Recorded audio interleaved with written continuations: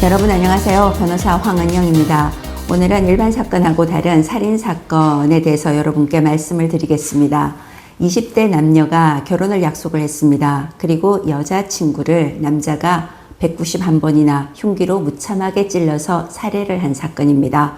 그리고 이 남자친구는 한 6분 정도가 지나서 스스로 경찰에 신고도 했습니다. 내가 여자친구를 죽였어요. 난도질을 했어요. 이렇게 표현을 하면서 신고를 했네요. 1심에서는 이 친구에게 얼마가 선고가 되었을까요? 17년이 선고가 되었습니다. 그리고 검찰에서는 재범 방지를 위한 전자장치도 부착해달라 이렇게 청구했지만 전자장치 부착은 기각을 했고, 유족 입장에서는요 당연히 불만입니다. 17년 너무 약하다. 가석방 없는 무기징역을 선고해달라 이렇게 항소심 재판부에 탄원을 하면서 항소심이 시작이 되었습니다. 항소심에서는 다시 이 친구에게 어떤 양형 요소를 고려를 할까요? 물론 검찰에서는 형을 더 높여달라고 주장을 하는 거고, 피고인 입장에서는 형을 낮춰달라고 주장하는 게 항소심에서 양형과 관련된 핵심 내용입니다. 검찰은 범행수법이 잔인하다. 역시 191번이나 그것도 결혼을 약속한 여자친구를 이렇게 찔러서 죽인 거는 너무 잔혹한 범죄다. 여기에 가장 중점을 두고 구형을 했는 거고, 이 친구는 어떻게 변론을 했을까요? 1심에서는 사실은 여자친구가 나를 정신지체 이런 말을 써서 너무나 격분해서 우발적으로 이런 범행을 했다 이렇게 주장을 하다가 항소심에서는 약간 얘기를 좀 바꿨습니다. 내가 자라온 환경이 너무나 힘들었기 때문에 어떤 스트레스라든가 심리적인 이런 것들을 극복하지 못해서 이런 범행을 했다. 조금 이렇게 정교해진 면이 있어요. 양형을 주장을 하면서요.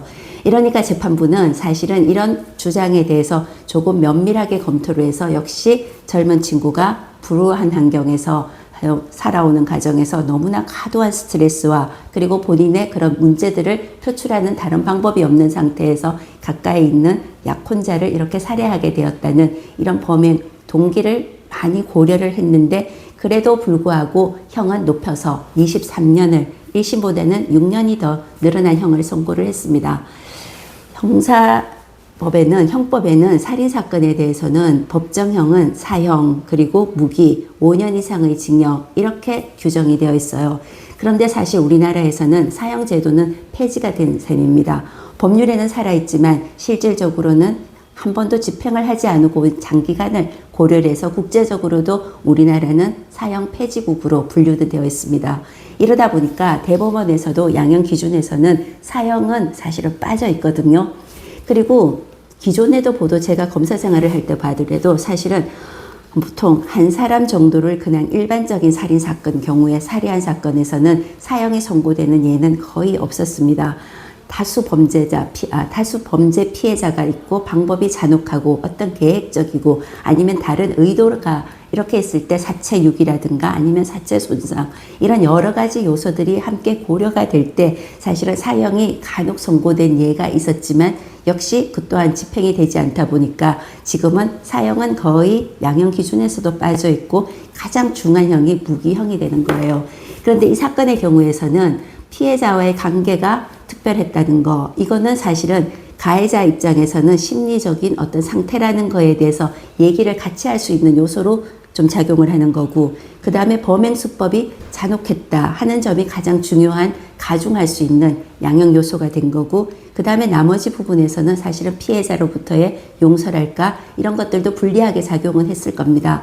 그래서 재판부가 선고한 형을 보면 일반인 우리 국민이 생각하는 것보다는 사실은 중하게 선고는 된 거라는 것을 부인할 수는 없습니다. 그런데 역시 여론 입장에서 일반인 감정에서 볼 때는 저 사람은 사형은 돼야 되는 거 아니야? 가까운 여자친구를, 그것도 결혼을 약속한 사람을 이렇게 잔인하게 살인을 했는데 어떻게 23년밖에 책임을 지지 않는 거야? 이렇게 생각을 할 수가 있는 거죠.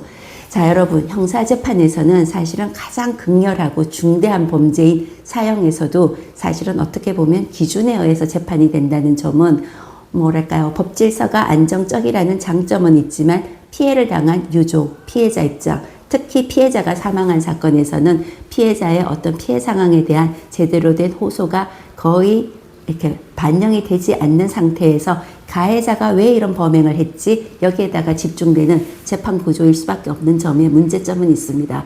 이런 부분에 대해서 좀 더 다르게 접근하는 것도 이제는 생각을 한번 해봐야 되지 않을까 하는 생각을 해봅니다.